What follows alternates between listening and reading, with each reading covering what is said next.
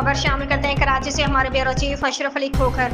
करंगे industrial area police का दौरान patrolling डकैतों से मुकाबला, 3 डकैत जख्मी हालत में गिरफ्तार मुलजमान की शिनाख्त फैसल वल्द, फजल मूसा वल्द, सरफराज खान और गुलाम यासिन वल्द तालिब हुसैन के नामों से हुई। गिरफ्तार मुलजमान के कब्जे से छीने के 6 अदद मोबाइल फोन्स, 3 पिस्टल, बम गोलियां और चोरी की मोटरसाइकिल बरामद हुई। गिरफ्तार मुलजमान आदि जुर्म पेशा हैं और 50 से ज्यादा डकैती की वारदातों में मुलविस हैं।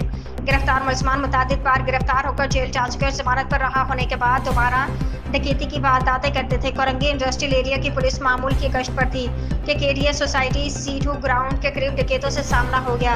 पुलिस ने मशकूक अफराद को रुकने का इशारा किया तो डकैतों ने पुलिस पार्टी पर फायरिंग कर दी। पुलिस की जवाबी फायरिंग के नतीजे में तीनों डकैतों को जख्मी हालत में पुलिस ने गिरफ्तार कर लिया है।